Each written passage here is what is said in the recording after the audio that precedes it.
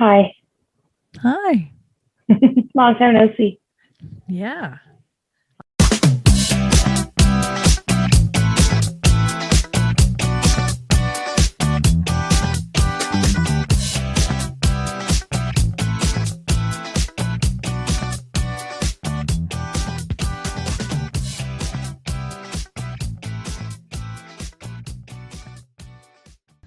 Okay.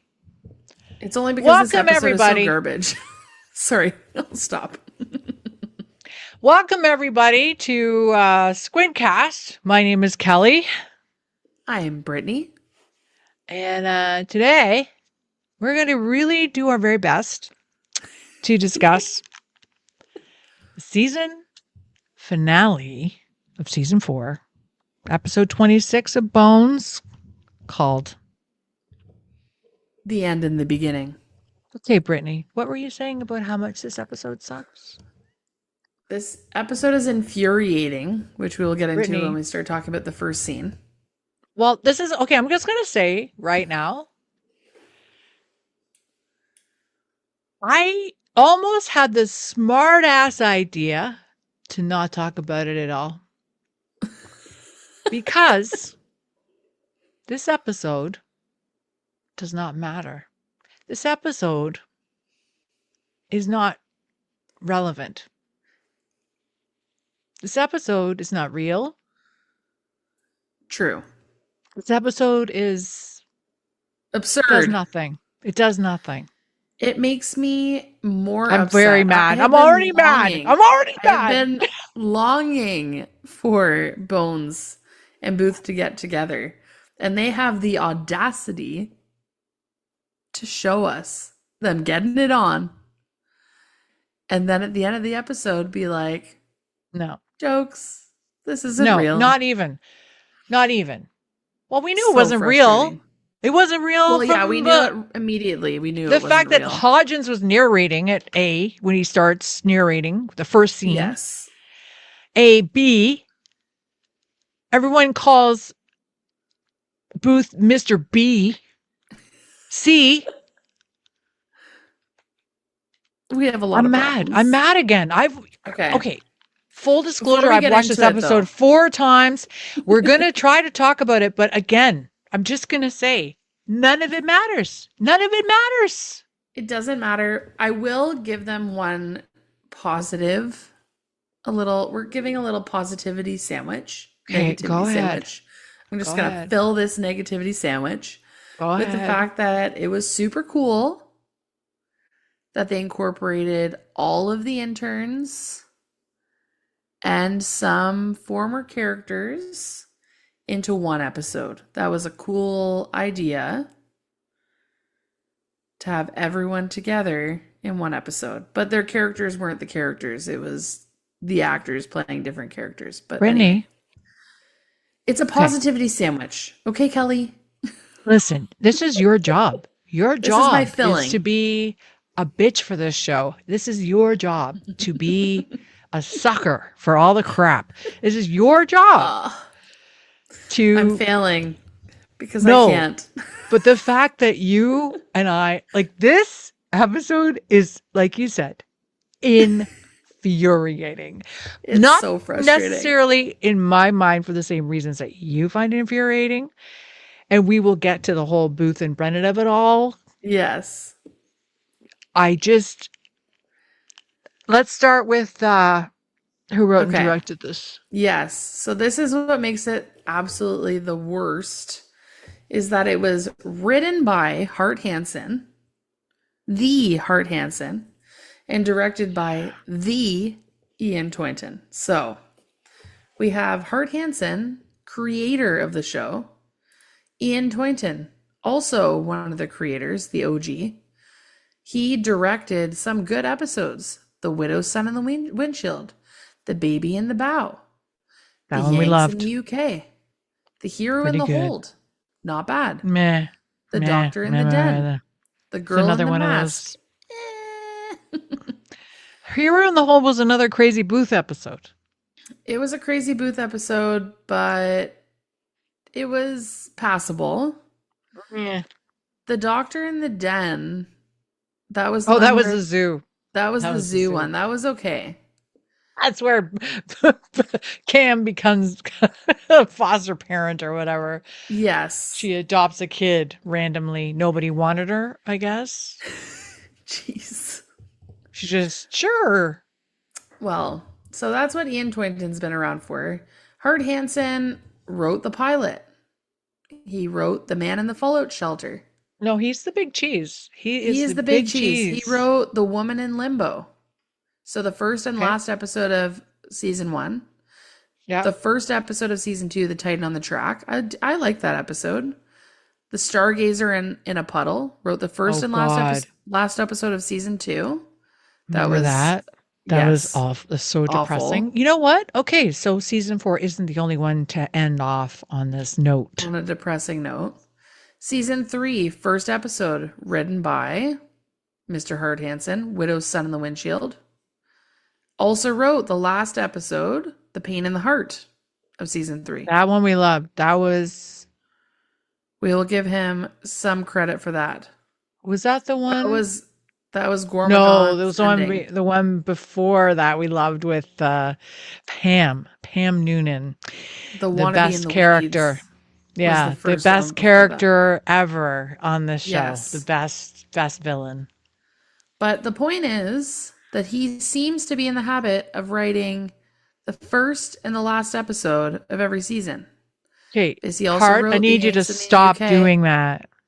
Stop doing it. and also wrote The End and the Beginning. So he goes on to do that actually, now that I'm looking at this, every Don't single tell season. me. No. He does it every season. Season 5, Everybody same loves thing, season Hart. 6. I know Oh, not in season 7 though. everybody loves Hart Hansen. I know I'm like blaspheming right now, and everybody's in love with Hart Hansen. He's the best, and blah, blah, blah. Yeah, this But episode is not what he's going to win an Can award I for. ask you, who wrote, maybe you could look up the circus one. The fuck What was that one? 1 second. Yeah. So Hart Trouble seems in to the Double Trouble in the Panhandle. Panhandle. Yeah. Who wrote and directed that Wrote one? by Hart Hansen and Lila Oliver. Interesting. Lila Who Oliver. directed She it? was she died. Judging she also wrote Judging Amy, Madam Secretary. The director was Dwight H. Little. Okay, so that's totally different. I'm just thinking Different about people. weird episodes, but also Hart does the first and last ones. I know First and everybody last. loves Hart Hansen. I know they do, and I appreciate that. And he did hold the ship together for a long, long time. But I gotta This tell you, man. episode, I gotta tell you. slap in the face to Bones. And there is Fans. a true discomfort, I feel, with some of the actors playing these other characters. There's a discomfort that it's not comfortable, and I don't think, but then there's other people that are playing it like it's a farce, like it's a joke. And then other people are being serious. Anyway. Well, there's a whole Reddit forum or like chat Yes. dedicated to this episode being the worst episode in the whole series. So Thank God. I was so worried that we were going to get totally shit on. And I got to say, can I just say before we get too much into this, I don't know what this is, whatever this is. Thank you for your patience, everyone, for waiting for this episode. It's been 17,000 years since Brittany and I have recorded together. She came out of tax hell, and then we were so reluctant to record. First of all, we've been tired, busy, whatever. I made up all kinds of excuses. I procrastinated. I did too. And then I was like, I guess we got to do this. Like, I said to Brittany earlier, I was going to jokingly not record this at all and just put out the season 5 episode 1 and not do this at all and just pretend it didn't exist. And I thought it would be quite funny to do that.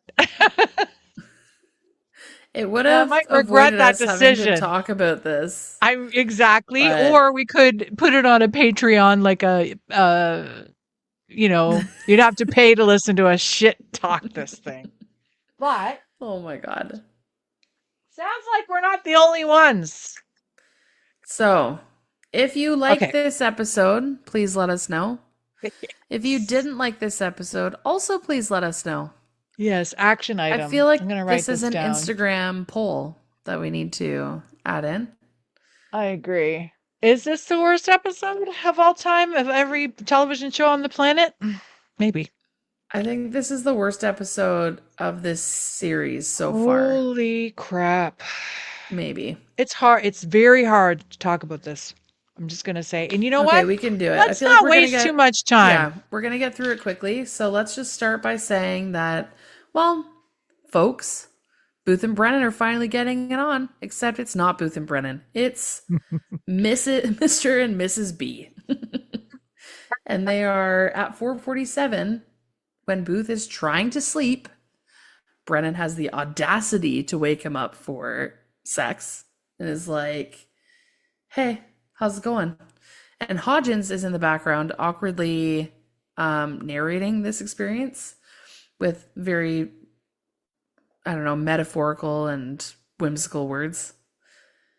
And yeah, so then you cut to the morning and it is 56 minutes later. So between 4:47 and 5:43, they got it on. And they hear a knock at the door. Knock, knock, knock. Sorry, what was the timeline of them having sex? 56 minutes. 4:47 to 5:43. To 5:43. Okay. 56 Let's say minutes. two things. The first sentence he says when the scene opens makes no sense. People say you only live once, but are as wrong about that as they are about everything. What does that mean? Brittany. Hanson, you have some explaining to do. It means that everyone's a cat and has 9 lives. Makes no sense. Anyway, I'm not even saying in the literal way. In the literary way, it makes no sense.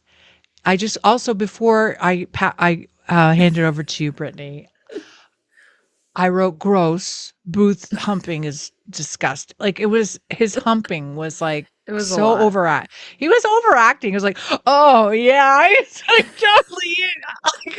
They did not have any chemistry in this scene, which was so weird. We're gonna say that. We're gonna say this now because that was my huge argument. I told you this on the phone the other day. Yeah, they have zero chemistry.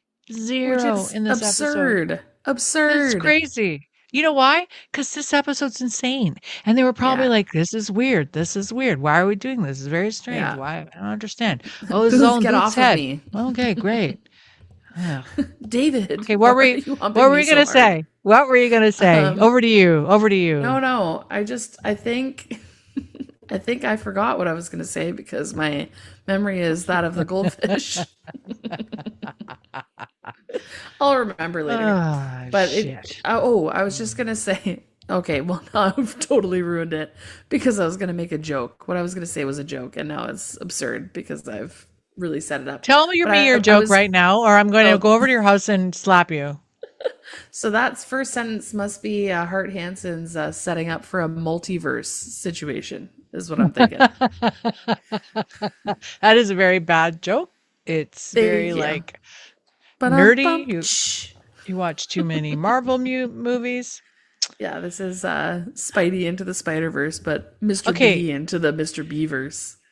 Okay, all right, so they're having sex. They get, woken up from their slumber after having sex by a knock at the door.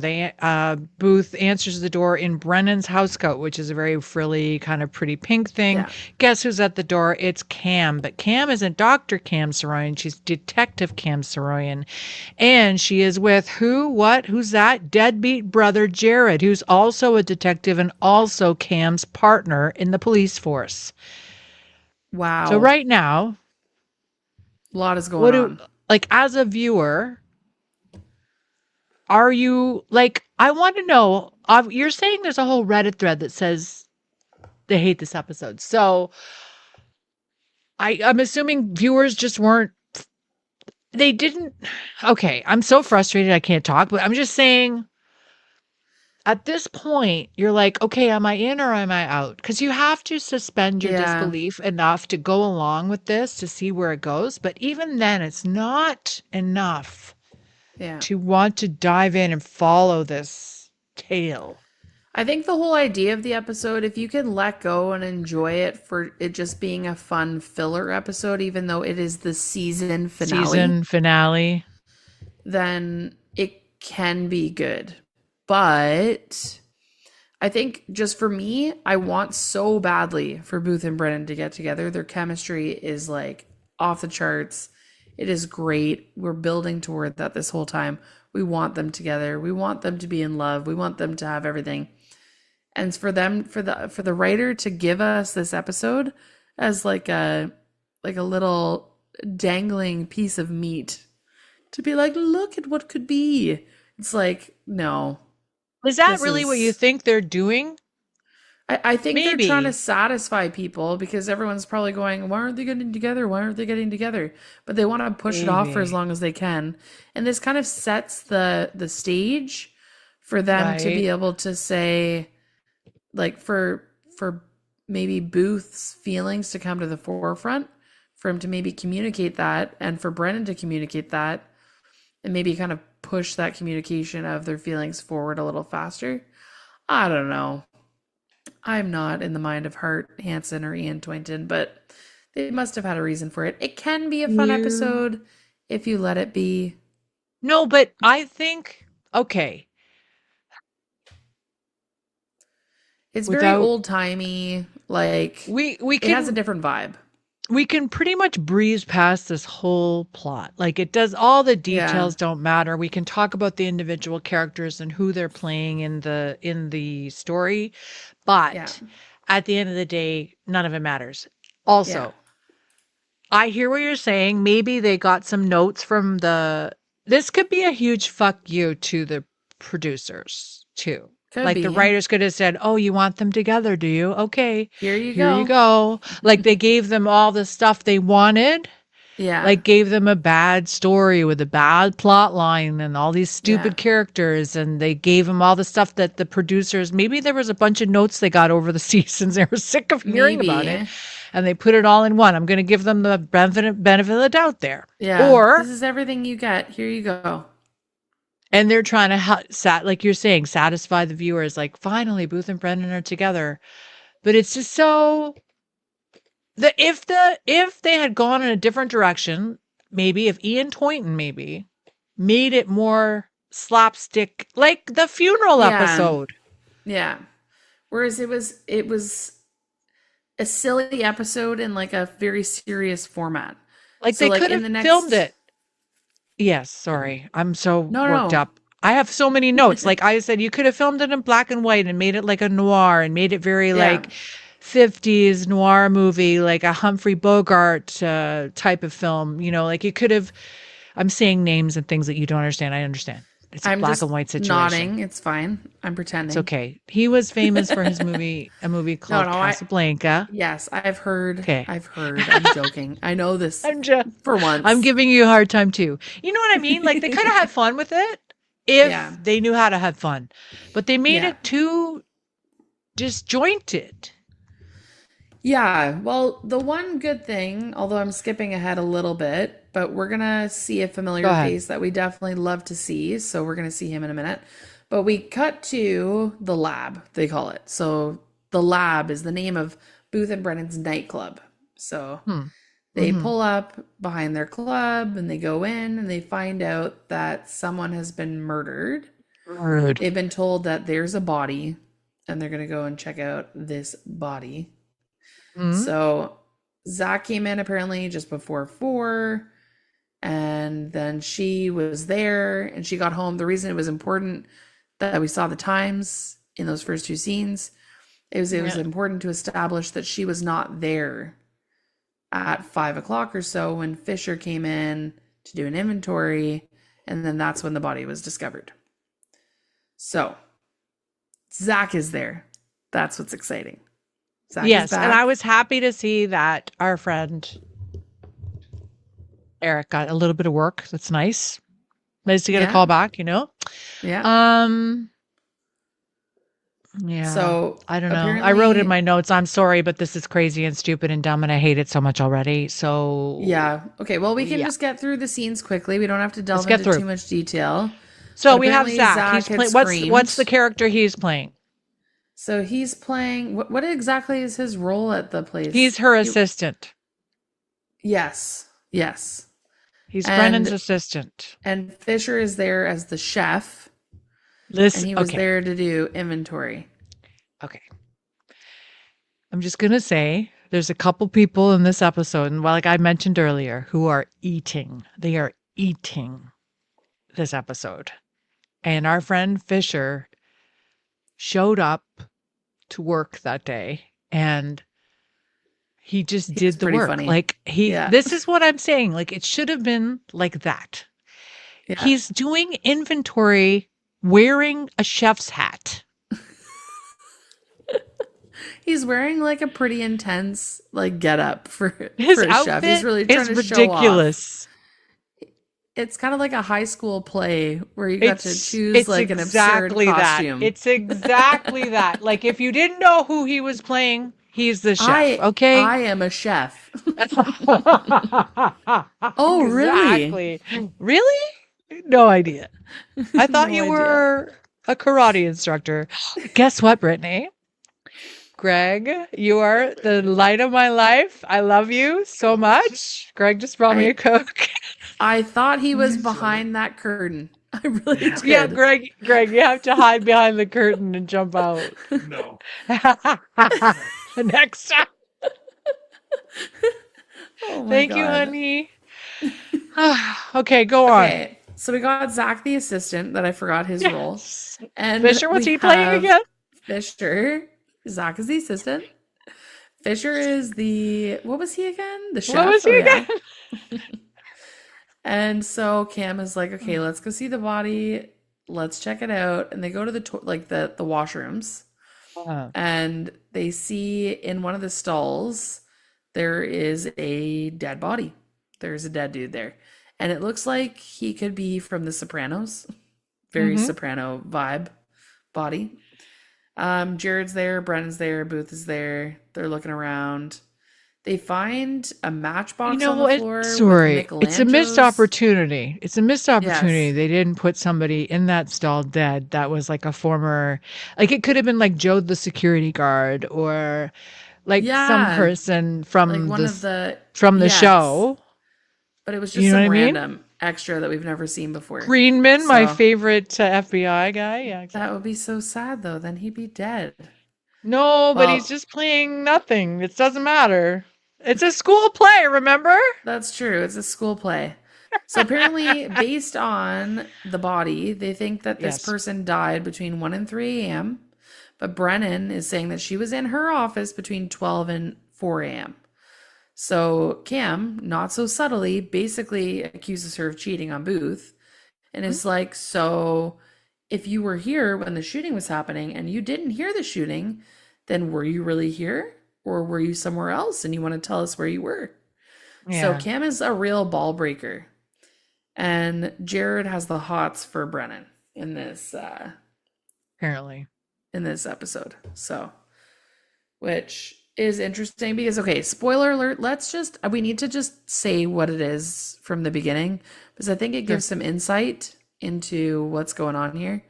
So this is a coma dream that is happening from a story that Brennan is writing while sitting in Booth's office, in his hospital room. So she's reading this story, and in this story, Jared happens to have the hots for Brennan. Just so you know, at the end of this, I'm going to say, I'll probably say it again later. Yes. Brennan's supposed to be this best-selling author. I'm just going to say. Okay? Oh boy. This is not good. It's not good. Not good. It's not good. Like, she's getting paid several figures to write these books, and this is bad. This is so bad. Not good. I think it would be worse as a book. Like if I read Oh this my as God. a novel, it would It would be so like bad. crazy. Like, no. Anyway, Oh. okay, so that's where we're at. There's I think I already mentioned it, but there is a matchbox on the floor that says Michelangelo. I think Michelangelo's or Michelangelo's on it. It says something like Archangelos or something.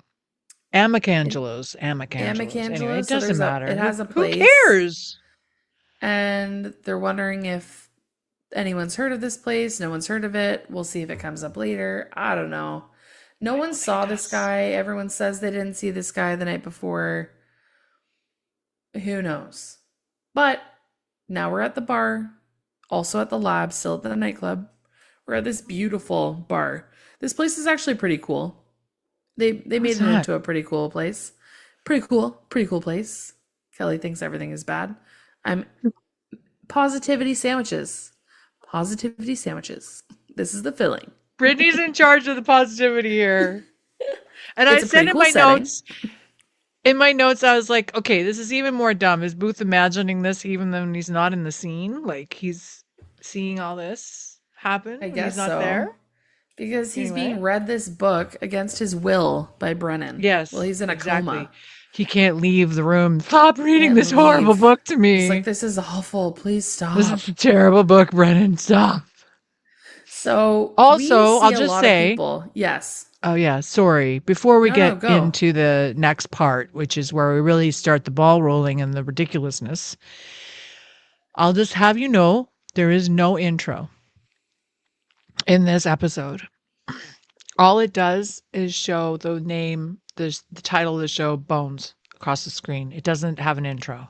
I didn't even notice that, and I watched the episode. I know. I watched it four times. Yeah. And I was waiting for the intro, and there's no intro. Huh.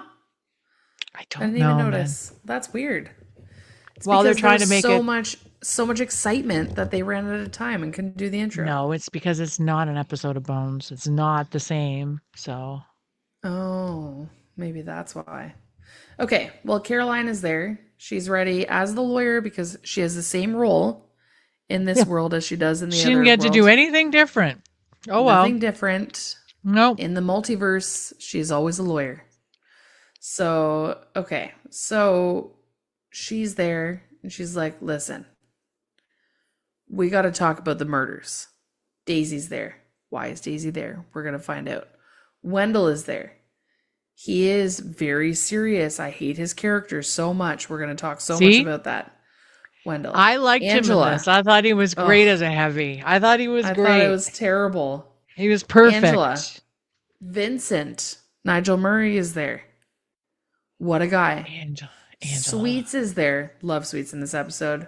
Fisher's there. Hate Angela. Because of course he is. Fisher's amazing. Anyway. So they're all shaking their heads because no, we didn't hear anything about the murder. No. Anyway, very weird. They wheel away this dead body as this is happening. Someone turned off a security camera.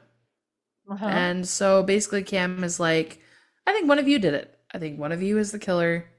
Yeah. And we're going to figure this out. And Caroline is like, yo, back off, lady. The hell out of here. I need to talk to my clients. Get out of here. And so they're like, okay, well, why do we need a lawyer? We didn't do anything. They're just being annoying. All these different characters say all these different things. We didn't kill anyone. We didn't do anything. Blah, blah, blah. And then it's irrelevant, but I needed to bring it up. Fischer says to describe how Zach screamed to support the fact that Zach didn't do it because Zach screamed so loud. Apparently he screamed like, and I quote, slutty girl number one in a teen horror flick. Yeah, exactly. And I did write down their roles. We have Wendell playing the heavy, Daisy's a server, Angela's a hostess, Vincent's a musician, Sweets is a bartender, and Fisher? What's Fisher again? Oh, he's a cook. Oh yeah, the cook. Who wears a jaunty chef's hat the whole time. The whole episode. I love it so much. Okay, so where are we? We go to the I don't interview room know. and we go to what I would assume is the police station, and they are now being interviewed. Every single one of these staff members has to go back to not the FBI, just the regular police, the Yeah. homicide division, and they're going to be interviewed by Jared and Cam individually. And then they do this interesting thing where they cut, like, there's little pieces of each interview that are cut in between each other. So you see a little bit of Cam, a little bit of Angela, a little bit of Fisher, Yeah. a little bit of Daisy, etc. Yeah. The general theme here is that none of them think Booth or Brennan did it. None of them did it. They're all like, you got to talk to some guy named C Sink. Whoa. We're going to get into that. Okay. Oh, and you also got to talk to Max Keenan, who plays a city councilor in this episode. And Sweet says, I'm a bartender. I'm practically a psychologist. When he's talking about Max Keenan and how he knows that how he knows about some things that Max Keenan, the crooked politician, did. I was going to try to make you go back and explain the plot, but I don't care. Basically, we learn that there's all these other suspects that we're going to meet. Right? Yeah. And we know, I guess the only important things we learn from their various conversation pieces is that someone turned off the cameras, so they don't really know who came and went. Yes. We learned about these three other characters, so the C Sync, Max Keenan, and Aristu Vaziri. Right. So C Sync's a rap artist that's trying to get into the club to sing. Max Keenan is a slimy politician, and Aristu is a developer, investor, or something, right? Yeah, exactly. And so apparently, there's other people. Brennan has met with Aristu a lot of times, so they're very curious because apparently Booth doesn't want to sell this nightclub, but Brennan keeps meeting with Aristu. How interesting. And Daisy's just being a hoe bag and is like, oh yeah, I just have this thing. And I did shut off the security cameras. It was me, but it's just because I wanted to bone my boyfriend. And I don't want anyone to know who my boyfriend is because I'm not going to tell you, but you should know that I boned him. And that's why I turned off the security cameras. She's like, just a lot. Cut to. She's worse than usual in this episode. Cut to. Yeah. Cut to Fischer. Oh.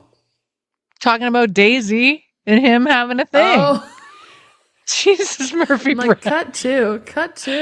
So we go from Daisy going, oh, I don't want anybody to know. And then Fischer goes, listen, Daisy and I have a thing. We have a thing, but it's not really a thing. Anyway, Fischer, I have to tell you again, eating this episode. He understood the assignment.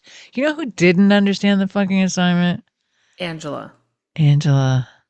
First of all, if a wardrobe person came up to me and said, you're a hostess at a nightclub and we're going to make you wear this in the early 2000s or whatever, I'm like, no, that's not what she would be wearing at all.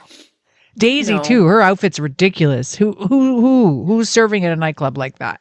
I'm sorry, have we not talked about Booth's hat yet? Okay, Booth's wardrobe is even more ridiculous than anything. That's brutal. Booth's and Brennan's fucking wardrobe is like, she's wearing dressed like an accountant the whole time. I'm sorry, Brittany, but she is. Accountants can dress nicely. But she's got a trench coat and a white shirt and a pencil skirt and heels. She's dressed like, I don't know. What do you think that is? Well-dressed accountant. She works at a bank or something, It's like, okay. These people are... The wardrobe is not great. I'm trying a positivity sandwich here, but I'm failing to think of a good one. No, I can't think of anything. Moving on.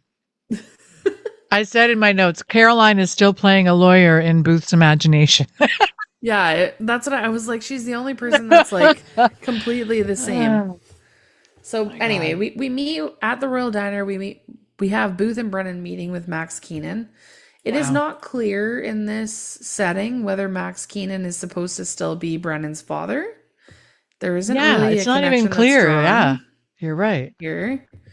Um, but he basically is like, well, if you had paid me to watch your back, then maybe a murder wouldn't have happened on your property. So apparently they were supposed to pay him for protection. I was like, what on earth? Like, how slimy is this councilman? This is like pretty bad. Anyway, so they're saying that they want to get the nightclub up and running as soon as possible. And he says, okay, I'll do what I can. And yeah, that's it. That's what we got. It was at the Royal Diner. Okay. Between the diner and the quote unquote police station, which is the FBI, it goes, Yeah. it's just like a school play, like a musical. It goes la la la la. It's like very romantic and like I didn't sweet even music. notice that. So I find it like that's what I mean, the tonal shift. Because Cam is playing this hard Yeah. boiled, ball busting detective, right? At Yeah. least I believe that's what she's trying to play. Brennan's so. dressed like an accountant, as we've decided between the two of us, right? We've decided that's how she's dressed. Ugh, Anyway, fine. I'm just joking. So Brennan goes back to the police station, and Cam is telling Brennan that the rumors are true that Brennan's a cold fish. Yeah. And Brennan's like, oh, I guess I'm just a pragmatic, logical person. And she's saying, no, you're basically somebody that could probably murder someone and then want to reopen their nightclub. Because that's what Brennan's doing there. She's trying to get them to reopen the nightclub because time is money, okay?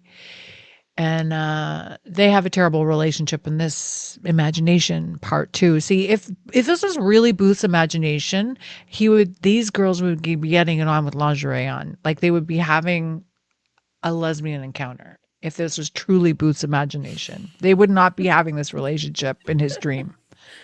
But they can't. Let's be real. Let's be real. They cannot air that on Let's Fox be TV. real. Let's be real. Let's be real. You're probably right, but that Anyway, will not go over well with the family and viewers of Fox whatever. TV. She asks Brennan, where were you last night? And then she tells Brennan that the guy was killed with a gunshot wound to the chest, and she didn't believe that Brennan didn't hear the gun because he was killed around the same time that she was still there. Yeah.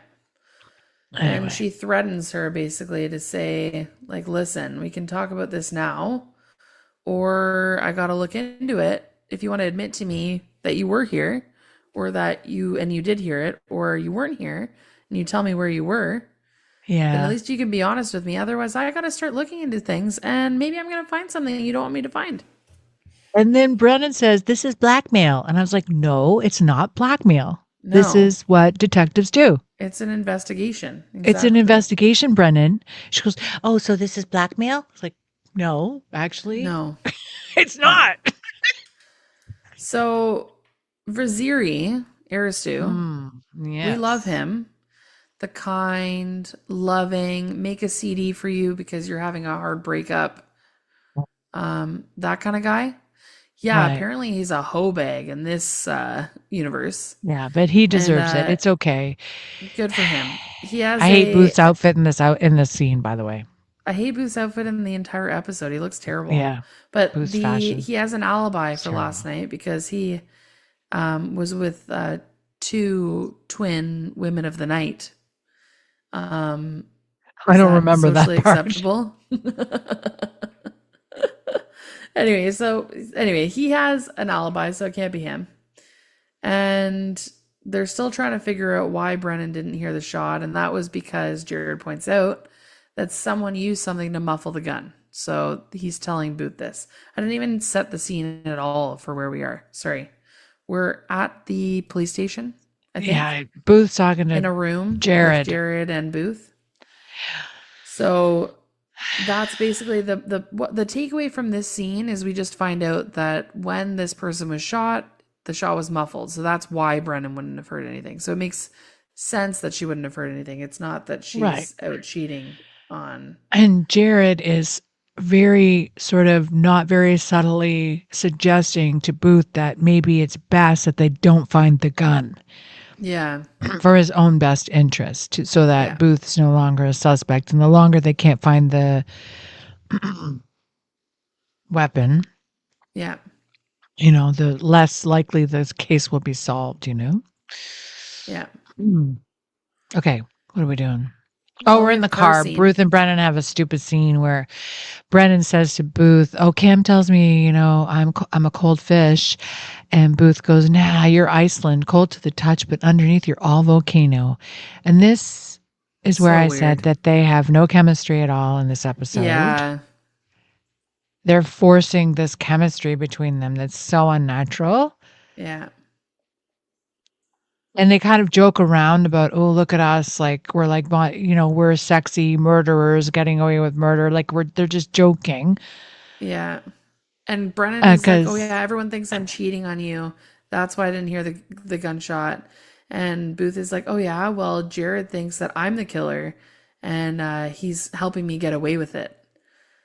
Brennan, anyway, they're like, "Oh yeah, I'm a cheater and you're a murderer." So funny. then Caroline calls and they jokingly answer, "You've reached Bonnie and Clyde," to talk to her on the car phone. Yeah, Murders Incorporated. Moving on. Oh boy. Okay, well we end up back at the lab, the nightclub, not the actual lab. Yeah. Because why would we be in the real world? That's crazy. Anyway, So we're stuck here until we get this over with. So go. Okay. Anyway, so we find out Booth and Brennan get a call from Caroline, as you said. Booth and Brennan are told by Caroline, who has Max right beside her, that, or maybe Max mentions it, that they are back in business. They can reopen their nightclub that night. Okay. And Max is like, "Yeah, I need to tell you through Caroline's phone because I don't own a cell phone, because Big Brother would know where I am if I had a cell phone." He's a city councilman. How does no one contact? I guess he just doesn't do anything for people. Anyway, I'm just going to leave that there. And then he's saying that I would hate to be his executive assistant. Yeah. Oh, yeah. It'd be a nightmare. It would be a disaster. So then he basically says, "Oh, you just got to remember what I did for you. You know what they say about one hand washing the other." And then Caroline is like, yeah, no, that's for people with clean hands, Max." She goes, "That particular cliche pertains to people with clean hands, Max. You do not qualify." Yes, exactly.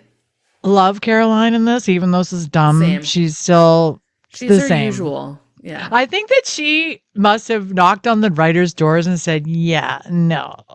I am not changing this character. You're going to make me the lawyer, and that's it." Yeah, 100%. Okay, I didn't write it down, but I thought that this was where, like, how this is set up. I didn't realize. One second, I need to.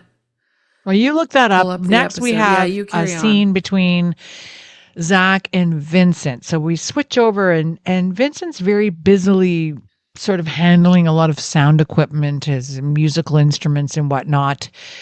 And Zach is there complaining about the state of the bathroom, having bloodstains on the wall. And Vincent's, "Yeah, of course there's a blood stain. Someone smashed the victim's head against the wall, knocked him out, and then came back and finished him off with a shot."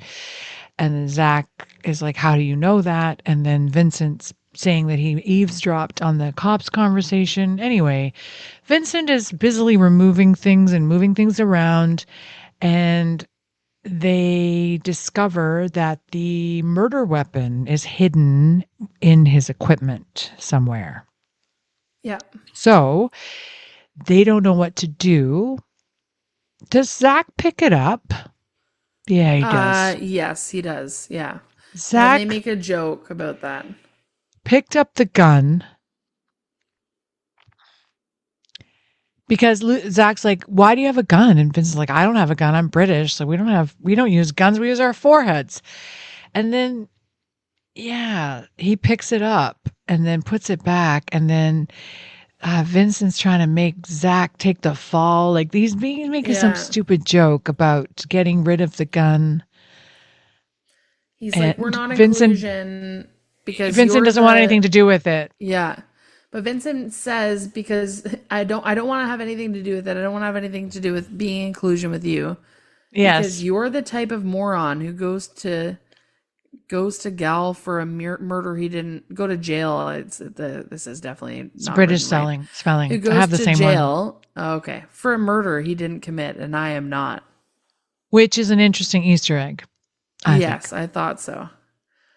Okay. You're the kind of moron. Notes here. Yeah, you're the type of moron who goes to jail for murder and they didn't commit. So that was an interesting little Easter egg there. Okay, never mind. There's no notes in my. There's nothing in my notes here because this is not where I noticed. Oh, okay. So then Vincent makes a silly suggestion that Vincent's going to kill Zach and then tell the cops that Zach attacked him after Zach confessed to the murder, and he was like trying to get Zach to agree by giving a high five. He just makes up this theory. You know? Yeah. Zach is playing the same guy. Yeah, but Zach is playing a dummy. Yeah, which is weird. He's kind of spacey and dumb, and I don't like it. Yeah. He also looks like he's like, I don't know how to say it. Like, he's not as put together as I would have thought he would have been. Yeah. He's a little bit scruffy. I hear what you're saying. Kind of scruffy, just he's not our usual Zach. No. Basically. You are okay, correct. Now Sweets and Hodgins are having a conversation. Sweets is the bartender. Hodgins is a writer because of obviously he's a novelist. He is narrating this whole ridiculous story. Yep. So Sweets and Hodgins are chatting, and Sweets is like, can't believe someone was murdered here and I didn't know anything about it. So crazy. And then he wants, Hodgins is speaking in tongues. It's very weird. He wants some Irish whiskey. He puts on this weird Irish accent at one point. And then he is like, I just wrote, go to hell, Hodgins, in this right now. Yes, go on. Well, but he's like, he's palatable. He's just, no. The character is ridiculous. No. So he's saying like, oh, do you have a picture of the guy who was murdered? And he says, yeah, like, come here, like, I'll show you. And on his phone is a picture because Fischer had texted him a picture, had texted Sweets a picture of the dead body. Yeah. But he's like, I'm only going to show it if you lose the Irish accent because it's so annoying. Please stop. Question. You find a dead body. Do you take a picture and then call the cops? Not. 100% not. But I guess the whole point of this is all of the staff are so like, they all think that Booth and Brennan or just Booth did it. And so they are like heavily protecting Booth. I don't know. It's this weird situation. Yeah. Anyway, so he's like, oh, wait a second. Hodgins is like, wait a second. I talked to him last night. Mm-hmm. Hodgins says he met him. Killer. Yeah, you saw that guy. Sure. I talked to him. Mm. I was here when I talked to him. You won't believe it. Anyway, and Sweets is like, what are you talking about? I'm the bartender and I didn't even see him. So yeah. Anyway, why is Hodgins there? I don't know, man. He's supposed to play this. He's trying to play this like he's a writer. Like, why is a writer hard-boiled kind of, not even hard-boiled, just like a boiler, like one of those detective novel writer type guys. But the nightclub isn't even open right now. I don't get it. It doesn't matter because the next scene we have our friend is it Wendell? Well, Wendell walks up onto the platform, doesn't he? Am I skipping ahead? No, we're at the lab. And they're on the platform, which is the stage, I guess, at Yeah. this particular nightclub. And Yeah. walking onto the platform is Clark. Yes, Clark. With Booth and Brennan and Caroline. And Clark, okay, you know how we talked about Fischer eating with his chef's hat? Yes. Clark is giving. He's giving so hard in this episode. He's wearing all white. He's got the big he looks like he's kind of like Usher. He's playing like an Usher type character. 100%. That's what I thought too. And he's trying to get in on this club because apparently this club is like amazing and everybody wants to play this club. Yeah. You know? Including Motley Crue, but anyway, we'll get there. Yeah. Go on. No. What you happens? Oh no, sorry. I thought you were going to take over. I apologize. No, So anyway, I was just saying Motley Crue Clark- wants to play there too. well, we'll talk about that. Do we have to? Anyway, Clark is here. He's wearing all white. He's being really jazzy, and he's a rap artist apparently, and he wants to play the club. And Brennan thinks it's ridiculous that he thinks the place is magic and that it's just an urban legend. And Booth's like, maybe you just have good taste. And Clark's saying this place has incredible power and he wants a piece of legacy. His name is Seasink. And if you have good taste, you would book me first and then each of my proteges thereafter. Ya dig? And then Booth tries to get in on this conversation. And he doesn't want to book Seasink. And I don't know why. That's like, I don't know. It's weird to be so resistant. I think it's because Seasink's brother is like a gangster or something. He has gang ties. Yes. So he's like, I don't want to. He's worried about his brothers. Yes. So Booth says he doesn't want to book because of your brother. And then Clark says, so you're just brazenly racist. And then Caroline's here saying, this is where I didn't want this conversation to go. So then it's communicated that they're concerned about his gang ties. Yeah. And Clark's trying to what's that called when you detach? He's trying to dissociate from his brother and say, I have nothing to do with what he does kind of thing. He doesn't want to be penalized because of his brother's connections. So, but then he sees Vincent, who is the DJ that was hired. Yeah. And is like, oh, okay, like you're white, so I guess you got the job. And then Vincent is like, what? He's like such a big fan of Seasink. He's like fangirling over Seasink. And he's just like, what? Oh, okay. But Seasink is threatening to sue Booth and Brennan if they don't put him on their stage. And Caroline's saying to Booth and Brennan, you have to, like, you can't afford this lawsuit. And Vincent is fangirling, like you said. And again, Seasink / Clark is, he's giving. He's like, so he, again, understood the assignment. He understood the assignment. This is a ridiculous episode. He's being ridiculous. Vincent is very loose. Yeah. But he could have been even more. I think he could have done more, you know? Maybe. It just should have been more. It should have been more. If they were going to make it funny, it needed to be like even funnier, like bigger and more ridiculous. At that funeral episode, look at how the knives out kind of thing was going on and they were dragging around a dead body. And it was like, that was funny as hell. Funny as hell. That was funny. This could have been really funny. It could have been, but it unfortunately was not. The other way. That's fine. Anyway. But yeah, Vincent is like, Booth and Brennan, I need to talk to you like right now. So then they do this cool thing. Okay, here's my positivity filling. They have this cool scene where they have Booth and Brennan come in and they have Caroline come in and Cam come in and they show them this gun. And before they touch it, they are all looking at this gun from the perspective, the camera is behind, it's in like a piece of sound equipment. So it's behind this box. They're looking through so you can see the gun sitting on top of there, and then you see each face come in. The way that they do that is pretty cool. Yes, they also did it. Sanford Bookstaver did it. He directed The Girl in a Fridge. And he did it Yes. another time when I think he may have done another one. I don't know. I don't remember. But he has that signature. He has a couple things he does. He does that sort of like everyone looking in at the same thing. And then he does that kind of swooping, Yeah. swooping thing where he goes I around the set piece in a swooping fashion. Anyway.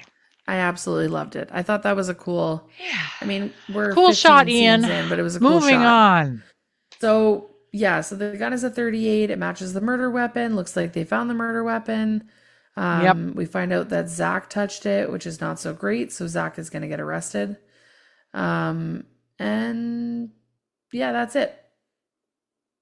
Then and Brennan Hodgins wants shows up them. for some reason. Yeah, who cares? They want to, Brennan wants them, they have to report the finding of the Yeah. gun. I wrote here that Brennan is the worst nightclub owner of all time.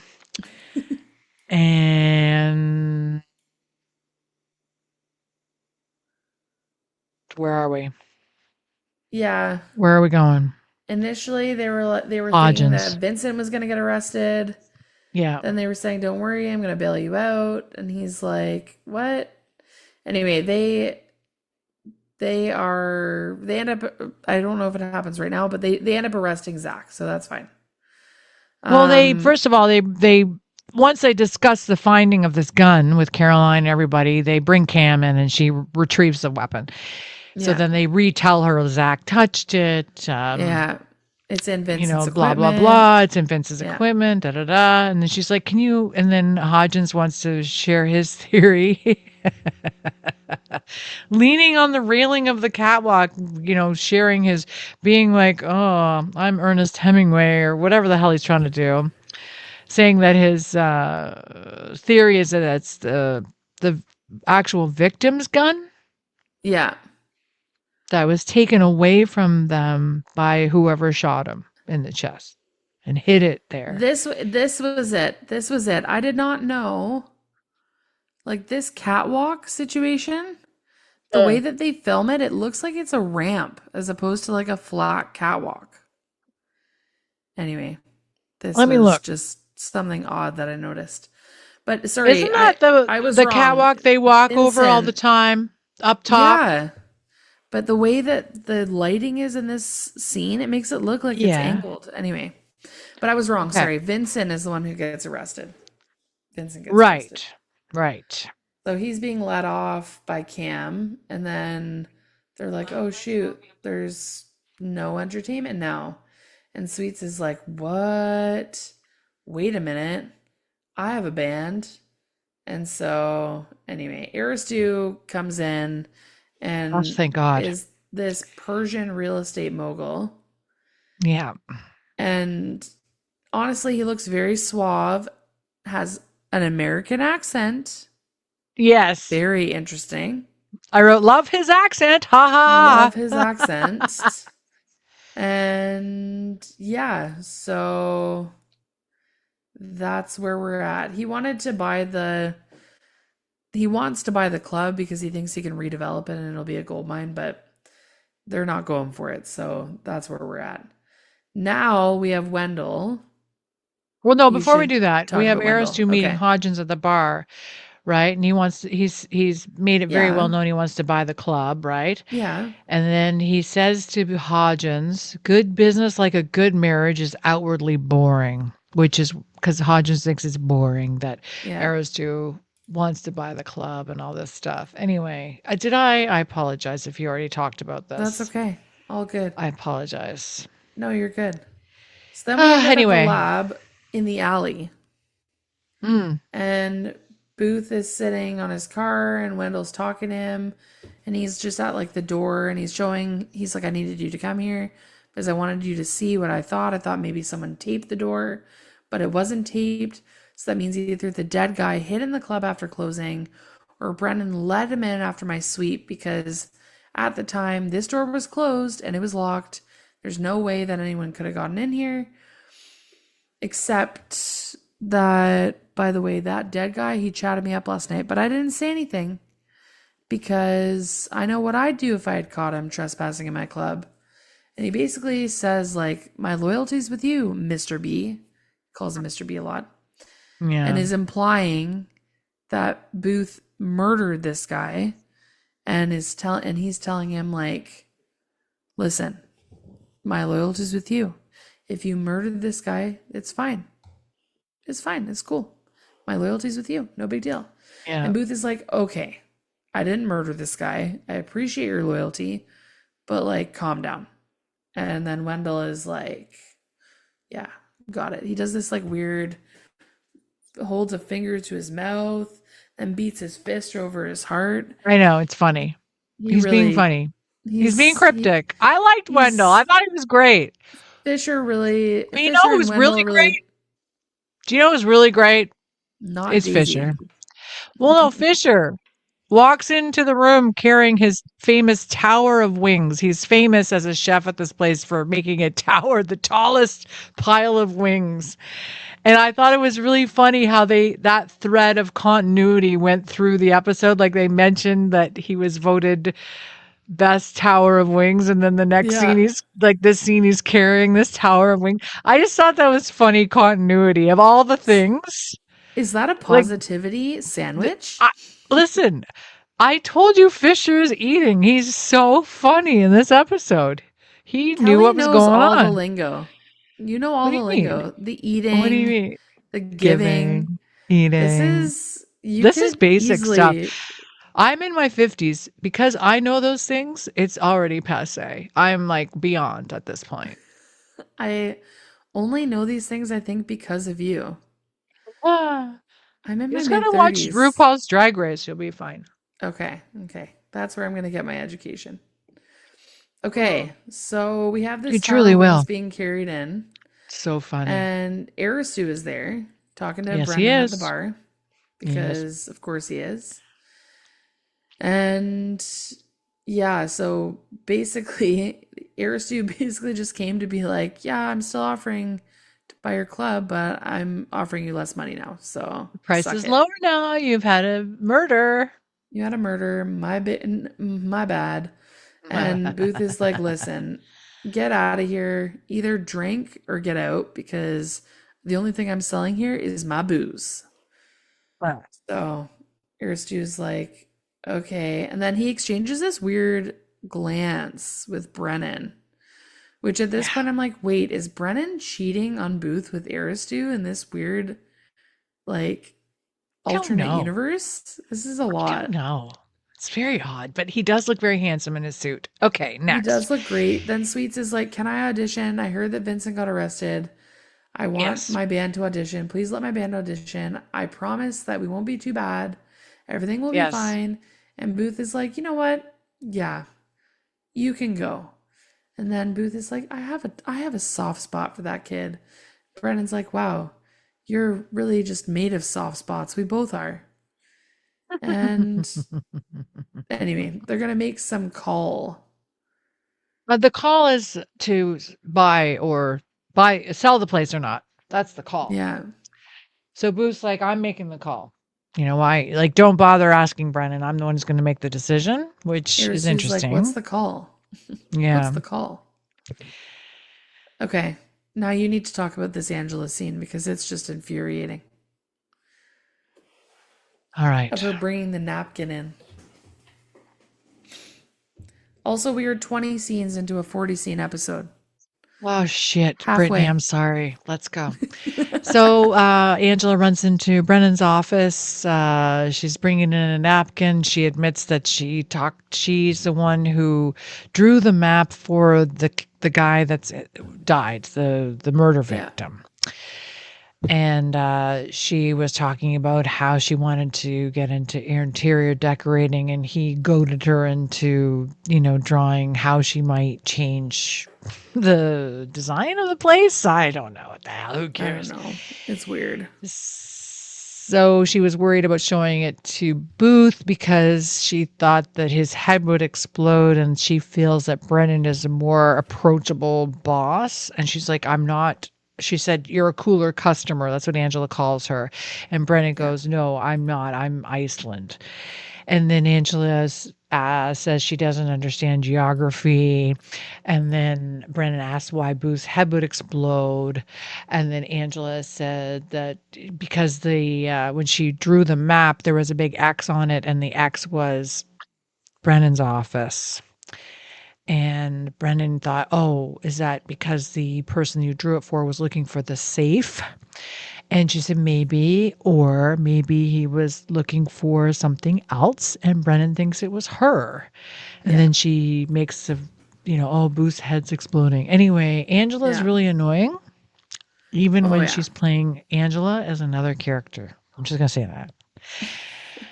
And It's okay. She can be consistent. I feel bad because I know Michaela Conlin's a cool chick and all that stuff, but this is terrible. This is terrible. She doesn't really have much of a role. This is basically it. That's her whole She plays a ditz who's an idiot.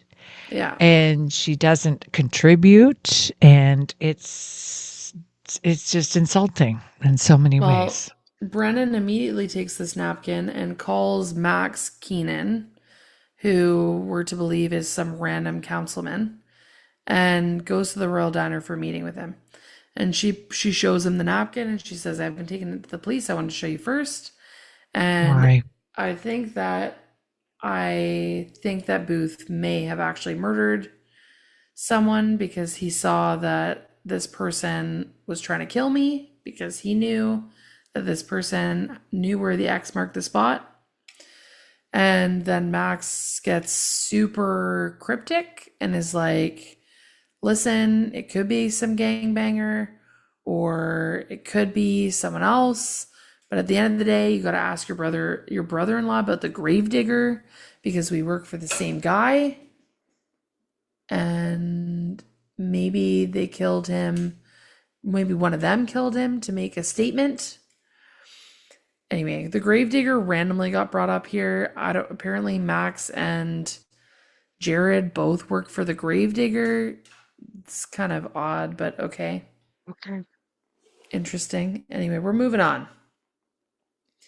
So then Cam and Caroline and Brennan and Booth are standing in the homicide conference room. At the police department, yes. At the police department.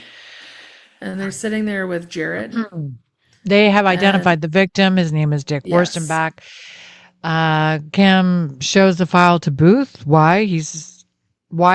Anyway, he's not a police officer. He shouldn't be looking at files. Jared's here. We learned that the victim was a security officer for a waste disposable company in Newark, which is pretty it's like code He's just a mobster. Yeah, code for a mob. Okay. Then Caroline's and I are laughing about a mobster named Worstenbach. And they're trying to figure out why he was at the club. Why was he there in the first place? Jared Is it because of the gravedigger?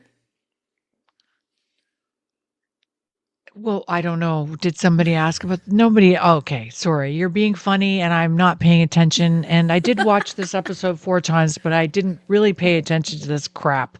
So they're chit-chatting about figuring out who the hell saw him at the club the night that he died.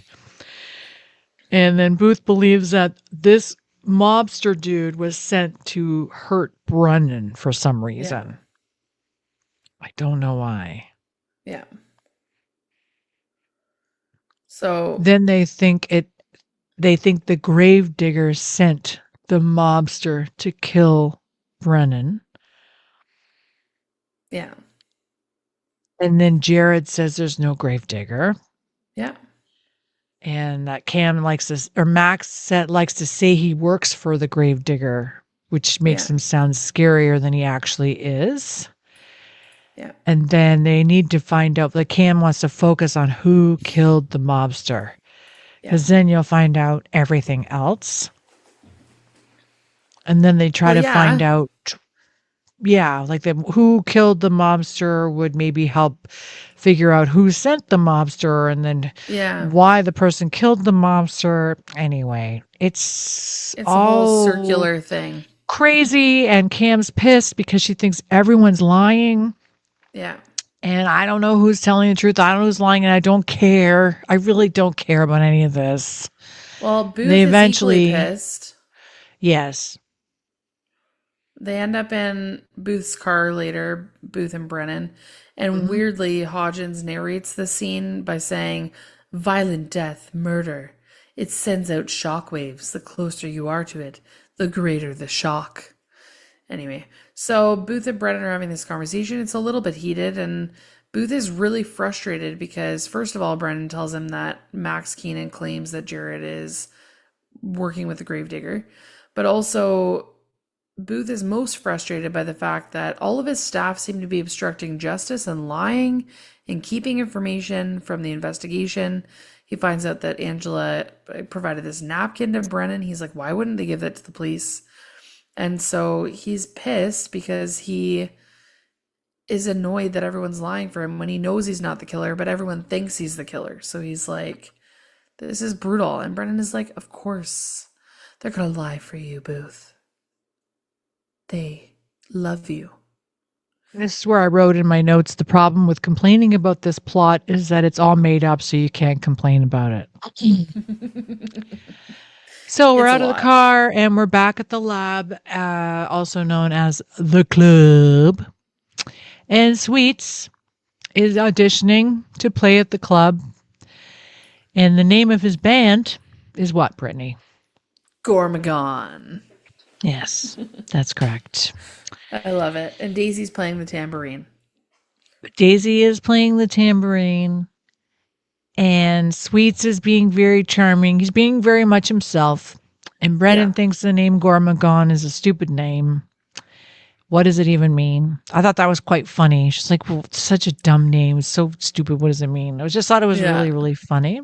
So then Sweets and his band proceed to perform a song called Never Ending Summer. Everybody's having a great time because they're very talented. Sweets is hilarious. He's hilarious. And then Angela is starting to get horny for Sweets because he's a musician who's very talented, apparently. And Hodgins is like, really? Really? You're And into that? Hodgins can't believe it. Can't believe how she's changing her ideas about Sweets because he's, being so. Anyway, everyone loves the music. Except for Fischer. And C-Sync walks in. He looks down his nose. He doesn't like Gormagon at all. Rolls his eyes and walks away. Then when Gormagon finishes playing their song, which lasted like 30 seconds or something, everyone's clapping, except Angela's really clapping. Everybody's like, yeah, Angela, Brennan, and Daisy are like really, really excited about the band. Yeah. And Brennan's so impressed. Fischer is sitting there going, why did they even invent piano? Fischer is so funny. Like, Hart gave Fischer all the best lines. And then Booth's like, yeah, you're great, but we're a nightclub. This is not like club music. Yeah. It's music to fall in love to, is what Daisy says. Daisy is a little enthusiastic about Sweets. And Sweets is like, oh my God. Daisy's such a weirdo, and she's like coming on to Sweets like, you're really good. Oh my God. Like, she's like being really overtly flirtatious with him. It's hilarious. And then but he was good. Like Sweets is great. I was impressed. He was a reasonably good singer. I didn't think reasonably that he would be. good. I'm sure John Francis Daly would love to hear that from you. Well, the verdict is in. Good. John Francis Daly is a reasonably good singer. He is pretty good. Apparently, he was in a band called Day Player. I believe it. And he plays keyboard. So that was actually him. I bet you he made like joke keyboard. songs. I'm so curious. I bet you made really funny joke songs like, today I'm going to go wake up at 5 o'clock and sit in my trailer for 12 hours. Watching porn and doing the crossword. Those kinds of songs? Yes. Like kind of a Lonely Island kind of vibe. Exactly. What do we got? We got Clark talking to Booth. And Clark's telling Booth that his brother, the gangster, would like to talk to Booth. And Clark's brother is waiting for him out back, the back of the club in the alleyway. I love how every time anything sinister happens or is about to happen, they pan over to Wendell and he's like curiously he's like standing in the corner, like observing in this like mysterious way. Not even rolling his eyes. He's just being like furrowing his brow and like squinting his eyes, like, I'm seeing what's happening here. Like he's being very like overtly suspicious of everything. So then Booth tells Sweets to play another song while he goes out to the back alley. And they start playing another song, and Fisher's really unhappy about it because Daisy's all into Sweets now, and Fisher's mad because he's like, oh, come on. Like, he hates the music. And then at the in the alleyway, what's going on? Wendell's following Booth to the... Yeah. Oh, yeah. Wendell's coming with Booth to the alley. And Booth asks Wendell if he has a gun. Oh, no. Booth says, I'm going to meet up with C-Sync's brother. That's it. And Wendell says, I have my gun. And Booth's like, you have a gun? Like, he has no idea Wendell has confused. A gun. And then as Wendell checks his gun, Booth tells him to hold on. He goes into the alley and like locks Wendell out of getting outside to the alleyway. And then he gets you in this hear big fight. A big fight going on. It's this like weirdly, what were you looking up? Intense fight. I was trying to look up the band, John Francis Daly's band. Oh, right. They're called the Day Players. Day Players, and it would appear that he's no longer in the band. Oh, did he get kicked out, do you think? Members include a bunch of guys from Days of Our Lives and General Hospital. Wow. It's so random. That is really random.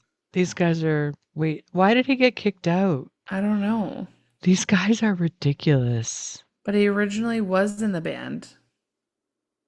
So maybe he... Like, and they're still performing. Like, you could go see them in New York. I see them, yeah. They have a schedule this year. Toronto, Canada, September 6th, 2025. We should go. Brittany? Oh my God. Could you imagine? Stonewall's Resto Bar. What is... Okay, so there's the Day Players, which are people from Days of Our Lives. So I don't know if this is the same band. Are you sure? I think so, because I think there's a picture. Oh, maybe maybe these are different people. I think this is funny. This is a different band, I think. Okay. Okay, sorry. John primarily known as an actor, screenwriter, and director, not as a band member. Is Johnson Francis Daly in a band? Oh, it's called Day Player. Okay, gotcha. Day Player. So it's one word, Day Player. Day Player band. I wonder if it was... he's in it anymore. Oh, here he is. This is a long time ago. Okay. See, here's a picture of him. I don't know what year this is, but he's just a baby. I don't know if you can see he's only a few years older than me, actually. I think he and I are only like 4 years apart. I could see it. I saw that picture before. Yeah. So it's called Day Player. Sorry, I'm getting way off topic. Well, it's more interesting than this. Anyway, there's a big fight in the alleyway. Wendell can't get outside. And then eventually Wendell gets outside and he's like worried. He's like, Brennan, come help. Like, it's C-Sync's brother. They're having a fight. And then Wendell comes out and points his gun, stick him up kind of thing. And who then is it? We find out that C-Sync's brother is played by none other than Beerenbaugh. Beerenbaugh. Which took Angela's me ex-husband. multiple viewings to realize that that's who it was. Oh, that's Grayson. Grayson, 100%. Angela's I didn't even ex-husband. So, and then Jared comes up behind Wendell with his gun and disarms Wendell, and he's pointing a gun at everybody. Yeah. And yeah, so Grayson / Bierenbaugh and Booth are sitting on the, the tailgate of a truck, having they beat each other up and they're all bloody. Yeah. And Brennan's worried about Booth. She's like, "Are you okay?" And he says, "You should see the other guy." And of course, Grayson is barely touched. And I wrote, "Bierenbaugh is back." Anyway, so yeah, Jared asked, who do you want to ask Cam, like, who do you want to arrest? And Cam's like, just all of them. All of them. They're all idiots. I just want to know, there's one person I would love to ask. One person I want to ask what they thought of this episode, and it's Tamara Taylor, because she's phoning this in. She's phoning this in. Like, she's not interested in this episode at all. This is so dumb. She's like, yeah, I'm a detective. Great. Like, she's not even she's barely doing it. And she's just like over it. I could just tell, She's like, oh my God. This is a dumb my God. episode. I can't believe I got out of bed today. Whatever. Terrible. Okay, what's next? We got Grayson. Let's see. Is he being interrogated separately? Well, no. Then we end up... Oh, wait, maybe. Yes, sorry. I'm getting ahead of myself. He's basically just saying, listen, I didn't do anything. And if I did, then you would know. Because if I shot him, then I would have shot him in his face. Because that's my thing. Anyway, he's just acting like a gangster, basically saying, like, I wouldn't muffle it.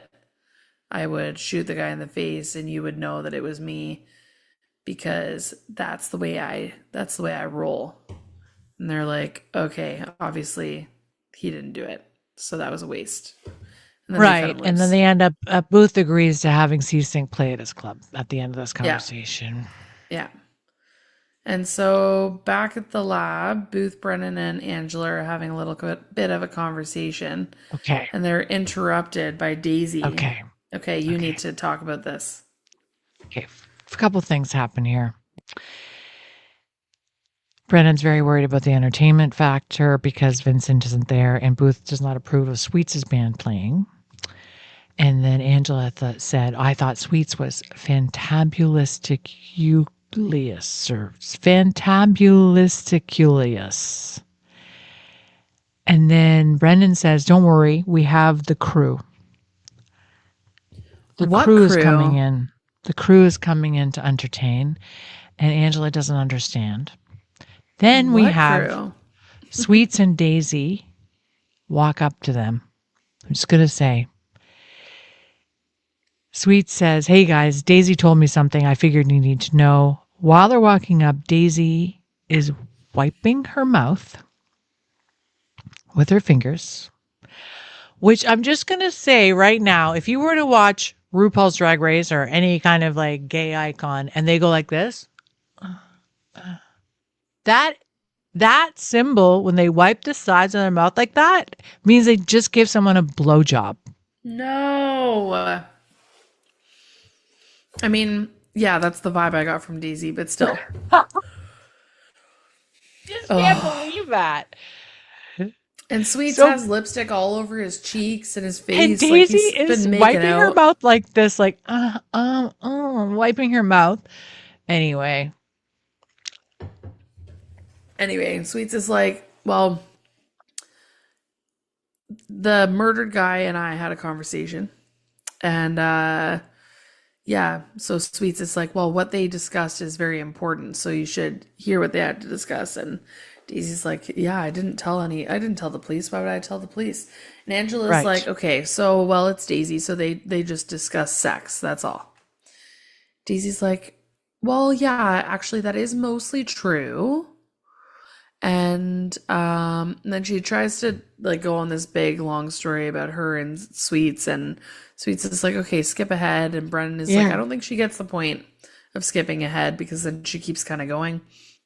And apparently she told this dude that she knew a place where a couple in love could find some privacy because apparently she bangs a lot of people in the coat check area. Yeah. Anyway, so they go over to the coat check area / lost and found with Brennan and Booth, and she points to this area and she's like, yes, this is where he could have hidden because I told him about it here. That's why no one would know that he's there. Mhm. Anyway, so she says that she didn't tell anything to the police because she thought that maybe Mr. B, Booth, thought that Brennan was going to be killed by this dude. So then Booth killed this dude. I just want you to know, Brittany, that you are doing a fantastic job. I'm trying to keep us on track, but it is difficult. Remembering the plot, doing this like recap. I am over here thinking how stupid it is. And I don't care about any of this, about the fucking code check and the matches and how, but I just don't care about any of these details because they don't matter. They don't You matter. did pick up on an important detail of the matches, and the matches were found at this location, so then they knew that he was, in fact, there. That's it, really. And then we end up in Brennan's office, and Zach is lying on her couch because he's been cut loose, and someone stole his shoes, so for some reason he's not wearing shoes. It's very weird. Don't love that. And he admits that they found that him and Wendell found her coat and it was in a case of premium gin and it was brought to him and he found the bullet hole. So they realized that this person used her jacket to muffle the sound of the gun. Brennan's like, okay, you got to show me what you did with the gun. Where's the coat?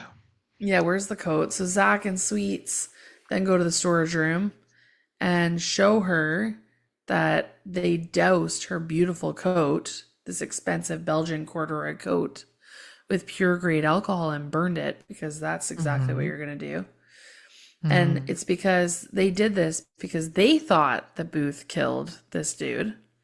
And Zach says, I really learned a lot from Mr. HODGINS' books. What? So apparently Zach picked up the gun on purpose. It wasn't by accident because he thought that it would make it less likely for them to find Booth's fingerprints on the gun. Anyway, it's very convoluted. We're getting through it. So next we're in Booth and Brennan's apartment. You tell me. They're getting changed for the night at the club, I guess, and they're discussing like why is everyone trying to cover up this whole thing, or they're lying on our behalf, and should we be mad at them or should we be happy that they're trying to help us? And I just realizing that all these lies is actually hindering the investigation and making them seem more guilty of the crime. And I just think her wardrobe is terrible. It's like she bought it at Susie Shear, and I don't understand why she would be a nightclub owner wearing this kind of clothing. Then Brennan goes over to fix Booth's tie because he's wearing one of these snazzy suits, and they start kissing, and they have zero chemistry. It's so brutal. Bad. It's really bad. Then, but I also take offense to you thinking that accountants only shop at Susie Shear, but okay. Anyway, well, whatever. You know what I'm saying, though. Honestly, like you could work where I worked at CIBC in the Treasury and Risk Department at CIBC and work at Susie Shear, okay? Or shop. I can't talk anymore. This episode's gonna kill me anyway. Okay, we're almost Booth is meeting up with Jared at the Royal Diner. Is this before they open the nightclub in the afternoon? I guess so. And then he tells Jared that they found the coat that was used to muffle the gunshot.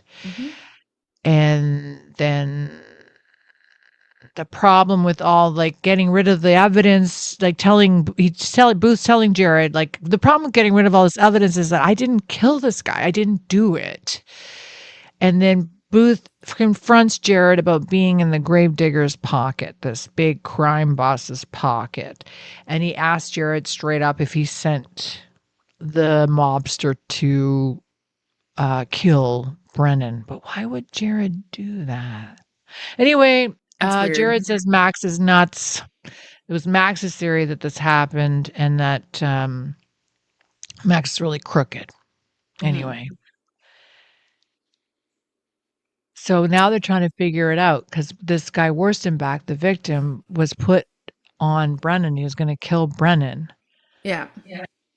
And then Jared says, you're not going to like, what I've found out. That basically Jared says that Brennan's been cheating on you with the Persian. And Booth says, no way. Yeah, and Jared tries to prove it by showing him phone records saying that they have all these phone calls in the last couple of weeks. And then Booth just can't believe that. So he thinks that their relationship went south or something. Yeah. And the Persian wants Brennan for the nightclub and tries to get her killed. And anyway, it's this whole stupid theory. Sends this guy to kill her so that he can somehow ruin Booth's life and he'll sell the nightclub to him at a song. Yeah. And so this conversation is left as is, like with Jared telling Booth that he thinks that Brennan was having an affair with Aristu. And then Booth punches Jared in the face and walks right out. I was like, oh, he does punch him. I was looking at the script going, I don't remember that part. I wanted to bring it up so I could show you. Yes, show me the ready? punch. I'm ready. It's happening. Oh, you gotta go back. I gotta go back further. 20 seconds. Okay, you ready? Yeah, I'm watching. Boom. And then he falls on top of the counter and he just walks away. Wow. Bye-bye. Bye. So, okay. Angela, they're opening up the club. Angela's checking the guest list. They're wondering if anyone got arrested. Anyway, Mr. B comes in and is like very irritated by this conversation he just had with Jared. He just wants to go and he wants to talk to Brennan. And Booth is like, have you seen Max? Have you seen Brennan? What is going on? And then, is this when the Motley Crew walks in? This is when he asks her about the napkin drawing, the map that she drew this guy. He's like, well, why didn't you finish the map? And she said, well, I got interrupted by your brother, Jared, who came in to ask me out on a date. Yes. Okay. So then he's like, wait a minute. Why would my brother then saw the killer? Saw the killer. Yeah. Saw the victim. So what is happening here? Mm-hmm. And then apparently the crew are going to go on at midnight, give or take. And Booth is pissed because he goes and talks to Max and is like, Max, the cops think I murdered this dude. And he's like, make a payment to me and I'll protect you. I'll offer you protection. And Booth is like, what is wrong with you? If you do anything to me or my wife, I'm going to come after you. And he's talking about the gravedigger and blah, blah, blah. Anyway, and he's like, I think you're full of it. I don't think you have anything to do with the gravedigger. I don't think you have any connections at all whatsoever. I don't think you're a messenger for nobody. And Max is like, oh, it's only money. I hate when people say these kinds of things to me. It's very weird. He's obviously he is the same type of character. He's just a scammer. He's a con man, which is supposed to be like a dig on politicians, obviously. Like all politicians are con men, whatever. So now we have the lab, the nightclub. Clark Motley comes on. slash C-Sync is entering with an entourage of women. He waves to Brennan and Booth, who are standing on the catwalk above the platform, all Yeah. dressed to the nines. Clark is living. He's like amazing. He's so good. He's like amazing. So we pan to Brennan and Booth on the catwalk. They have a little conversation. And then Brennan says to him, are the cops trying to convince you that I'm having an affair with Aristu? And Booth says, yeah, but that's what they do. They're trying to drive a wedge between us. Yeah. And she's like, oh, it wouldn't be a surprise if I was having an affair. I mean, he's very handsome, obviously. Yeah.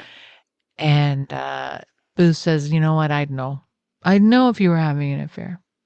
Yeah, because And she said, our chemistry would be so much worse than it could. yeah, like he would know if she was having an affair. And she said, I know you'd kill for me, but I'd also know if you were lying about it. Yeah. And then we have a random girl in the audience somewhere downstairs going, Tommy, I love you. And then who do we have who's performing tonight in a very Motley brightly lit Crew. club? Very brightly lit club. I was just going to let you know. Oh, Very yeah. bright. There's a lot of lights on. I've never been in a club this bright in my life. How did Middle they of get the this? day. How Middle did of they the get this day. guy? How did they get How did they get Motley Crew to come on this show? So It's Motley awesome. Crue has come on the show. Who did they owe a favor to is what I want to know. It's awesome. I'm going to look this up while we keep chatting. But I was just about Booth and to. Brennan are both like, okay, I know who did it. Okay. So they're convinced now that they know that individually they both know who killed this random dude, this victim. When everyone is so excited about the crew performing, and they talk about how in this fictitious world, Booth and Brennan are actually quite happy that their staff are so loyal to them, and they talk about how they're so glad that they're nightclub owners and not crime solvers, because everyone has a secret agenda. Okay. Regardless, we end up back in Booth and Brennan's office, and Booth and Brennan are like, oh my God, Jared.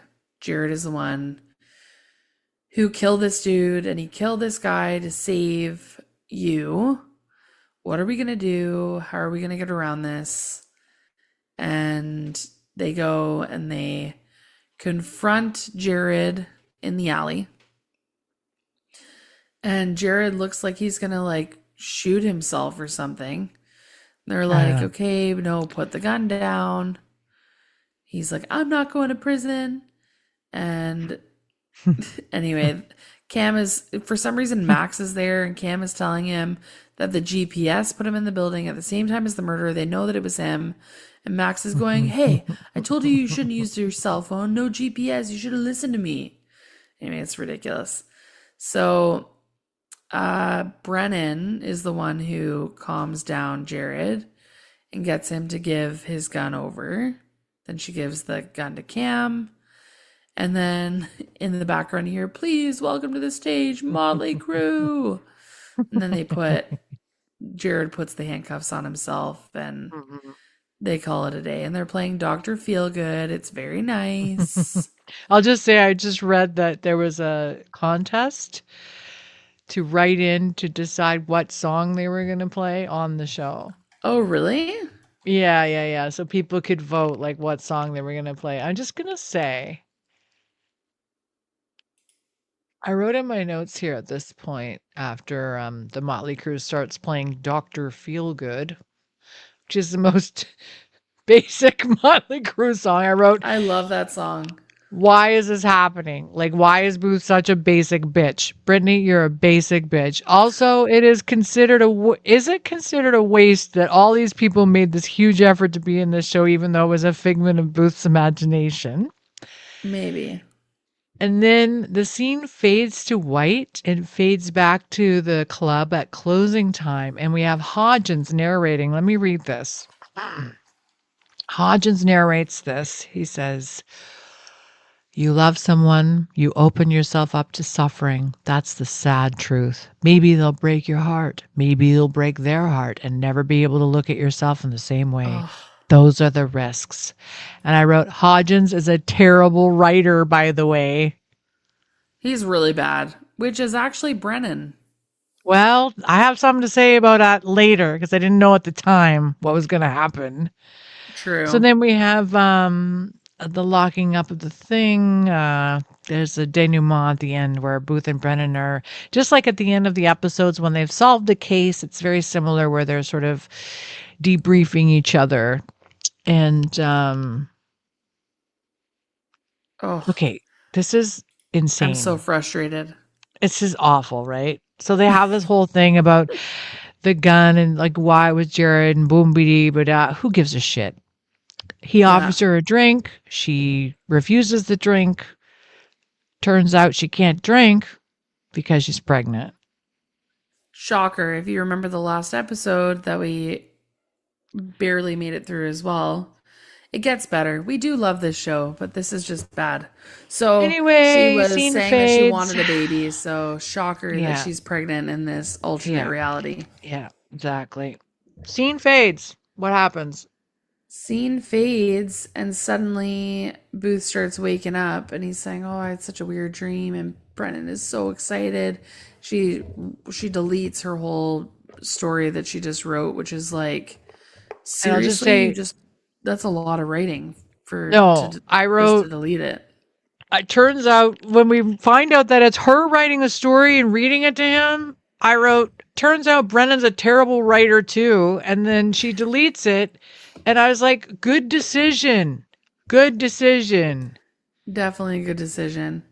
But Booth wakes up and he's like, "Oh my God, what a weird dream." And apparently he's been in a coma for the last 4 days because he reacted poorly to the anesthesia, even though the operation was a success. So then Booth is like totally out of it. He's like, "Oh my God, it felt so real." And she's like, "It wasn't real." And then he looks at her and is like, and I swear these are the last 3 words of season 4. Booth looks at her and says, "Who are you?" Who are you? What? Brittany. He just had a whole dream about her. I can't. Anyway, Also, I she's have a big very thing taken behind me I aback. have to pick up. She's very hurt. It's very sad. Yeah. So, Ian Toynton and Hart Hansen, how could you do this to me? I've been begging for you to have Booth and Brennan together. And you give me an episode of them in an alternate reality, only to rip it away. Although No. that alternate reality kind of satisfied my It's irrelevant. need, because I don't really even care if they're together anymore now, because when they were together they have no chemistry, so what's the point? I think they would have better chemistry when they're their own characters, not these characters. In their You know what I actual mean? real life. Yeah. The bank worker who shops at Susie Shear, married to a guy who wears, what are those hats called?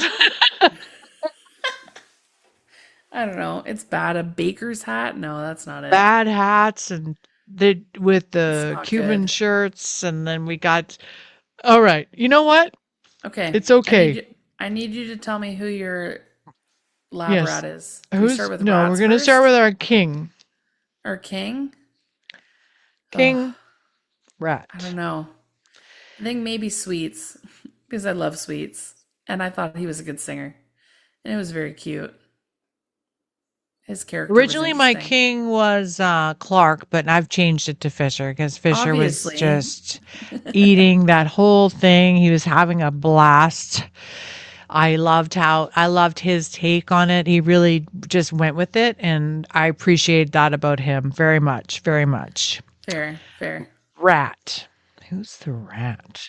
Oh, Daisy, I would say. Oh, God. Either No, Daisy see, I think or Angela's maybe more of a Angela. rat because Daisy at least was kind of in character and she was being funny like a sex kitten or whatever, whereas Angela was just playing a dumbass. Yeah. If You we know go what? through this, You know what? Hart Hansen is our rat today. there we go. That's something we can agree on. Where? Double whammy, Hart Hansen and Ian Toynton. Okay. You're both in the doghouse. Yeah. Done. What Ian Toynton, Hart what did Hansen, you're we both just rats. what did we It just was terrible. even witness? It was terrible. I hate to break it to you, but season 5, episode 1, No.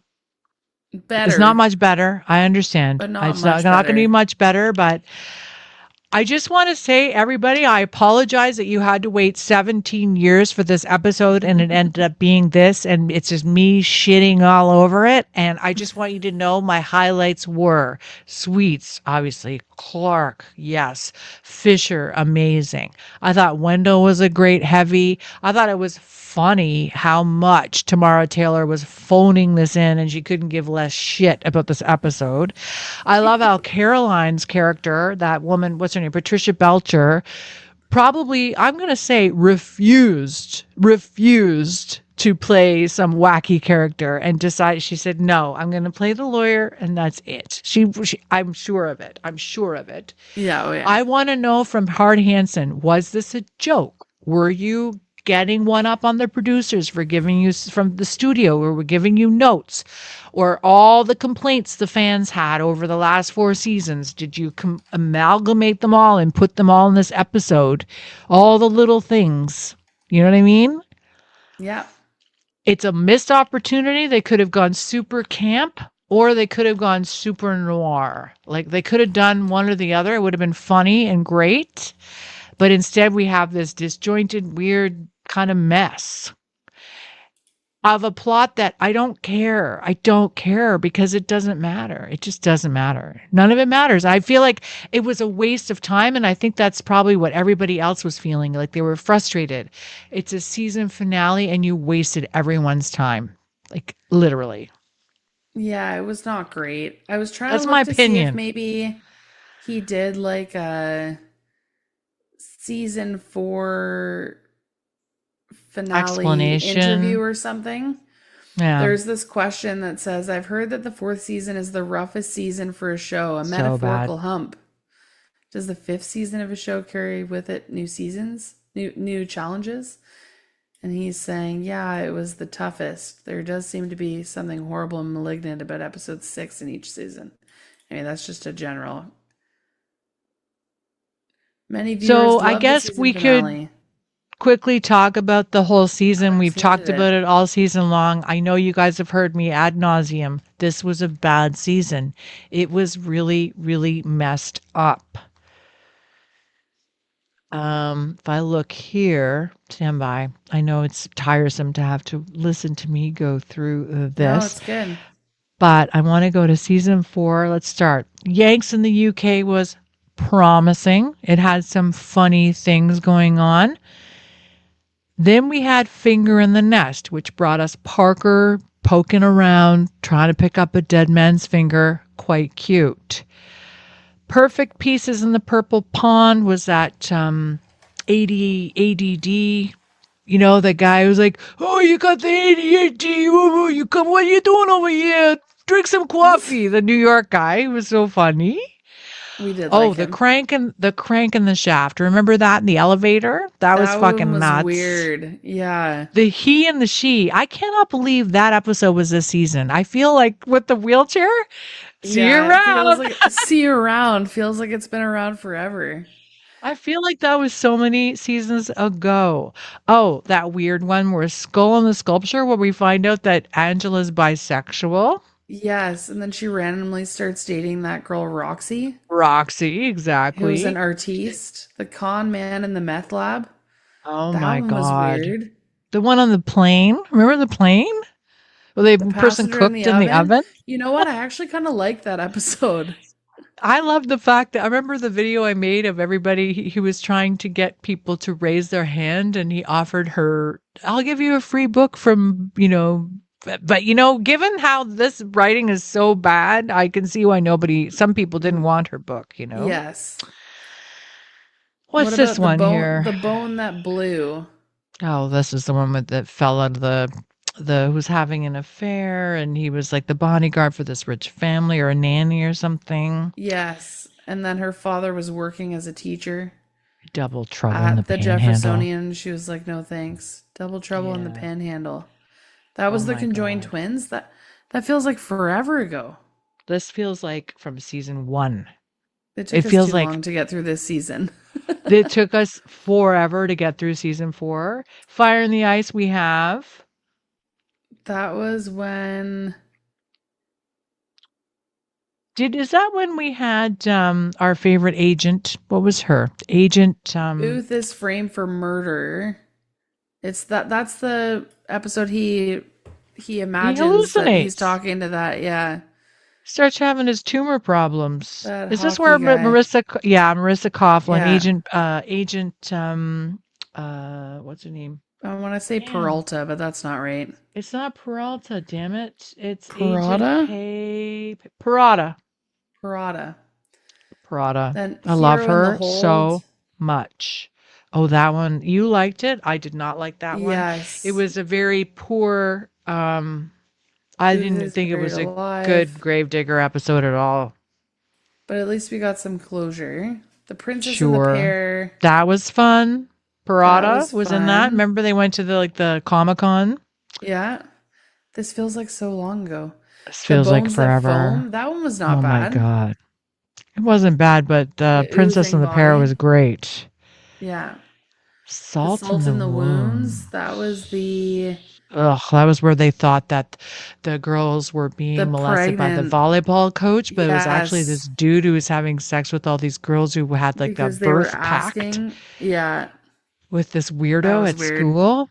God, The here Doctor we in the go. Den. Doctor That in was the the Den. one where now she's a mother. Cam is now Yeah, an Cam's a adopted mother. mom.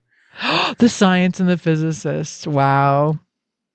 Which one was that? Investigating Oh, the where they went to that pulverizing weird mines. scientific experimental place and the guy was blind Yes. and he was hitting on Brennan the whole time and Booth was That like, was "Oh my so God." weird. And then it ended up being one of the students or something. They tried to kill Yeah. Booth and Brennan in this weird not a particle Compre- accelerator, but this no, it was pressure like a chamber. pressure chamber. The Yeah. Cinderella and the cardboard. That was kind of funny. Oh, that one was wait. That flattened That's body, not and the they one. think it's the Mother Mary. No, but what was that one? It was that girl from The Big Bang Theory was in it. The online dating service. Was that the one where they were what was that dating service Yeah, called? the Where dating Hodgins showed service. up? Yeah. And And the we guy thought for sure Oh it was right, the gonna be guy who had the it. dating service app killed He was her the for not killer. dating him. Oh my God. And we thought for sure, I thought for sure that Marissa, what is her name from Big Bang Theory? Mariska, what is her name? Oh, this is going to kill me. Mayim Bialik? Oh, Maya Bialik, we thought it was going to be the best friend for sure. Yeah, we were like, for sure that's her. She's so famous. That's definitely going to be the killer. But it wasn't. Exactly. Mayhem on a Cross. Oh. Stephen Fry Well, comes back They went to Norway for no reason. Anyway. for no reason whatsoever. And Okay, then double things death. start. Okay. We have After to talk this, about our they go favorite downhill. episode. No, Double Death of the Dearly Departed was I think that was my favorite episode of the season. No, this was good. And then after that, I goes laughed to crap. so hard at that This is episode. when they start stealing, they steal the body. They're carrying the body around. Yes. It's so funny at the funeral, and they have all the people, and all the suspects are in the house. Anyway, it's very funny. It's one of the funniest. Very funny. So funny. Probably one of the best episodes of this season had the best and the worst episodes. Well, Double Death good. is my favorite one. Absolute favorite. Even more than Man He and and the the She. Oh, it's on par. On par with Man and the Bear. You heard it Definitely. here. Well, it made me laugh. It was very funny. Very well done. Very well written. The Mask was terrible. Yeah. The Beaver and the Otter, that was the one where the Girl in the Mask was the one where the guy comes from Japan and we're like, what is happening here? The Beaver and the Otter, that was the weird one where the Had that rinky-dink victim- college. Yes. yes, and the victim was killed Was by killed by some girl that he was accident, but then sexually they end up harassed, stuffing the basically. body. Anyway, Yeah. yeah, it's brutal. The critic in the Cabernet. Oh boy, that was gross. And then the end of the beginning. Yeah. So I've thought about this for a while, Kelly, and all I have to say to season 4 is see you around.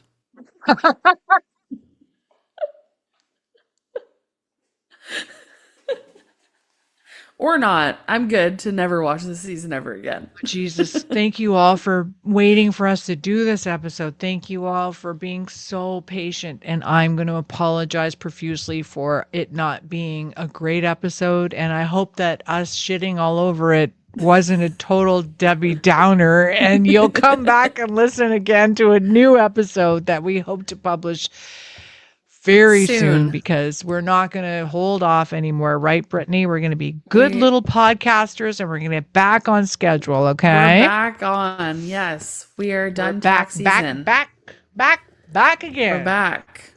It's going to be great. Thank you. Thank you for your patience. Check out our Instagram, TikTok, YouTube. Send us an email. Rate, review, subscribe. Go on iTunes, go on Spotify, give us some reviews. I want to mention we got a nice little note from one of our listeners all the way in jolly old England. I wanted to shout her out because she's a very loyal listener, and I know all of you are loyal listeners, obviously, if you're listening at this point, after us not putting out a damn episode for I don't know how bloody long. I hope that they don't mind that I mention their name, but their handle is Sophie Badger on Instagram. Give her a follow. She gave us a wonderful compliment. She was so kind, and she was waiting on, pins and needles and on tenterhooks to listen to our newest episode. So, Sophie, this one's for you. Forgive me, please. But the next one will be better. The next one will be better. Don't this give one up on was us. Honestly, we procrastinated. I'll be honest, we did, because I still think it would have been genius to completely skip it and just pretend it didn't exist, and that it would be a mystery forever, that all our listeners would be like, what happened to that episode? Did they skip it on purpose? I mean, I have no qualms about skipping and going, combining 2 episodes if one of them's terrible at this point. I'm very concerned. Yeah. I'm very concerned. It'll get better. Jesus, it Murphy. Has to. Anyway. Hi, Sophie, and hi, everyone else. Thank you again for listening to this episode of Squintcast. Nailed it. Bye. See you around. Thank you for listening to Squintcast with me, Kelly Booth, and your new friend, Brittany Elsner. The Bones theme is performed by The Crystal Method. They can be found on Instagram and YouTube at The Crystal Method and at thecrystalmethod.com. Intro and outro music is by Twisterium at Pixabay. Cover art was done by Irena Dolence-Stajan. You can find us on Instagram and TikTok at Squintcast. Email us at squintcastpodcast@gmail.com. You can find me at fab_empire_ on Instagram and TikTok. Brittany is at Brittany81523 on Instagram. See you next time.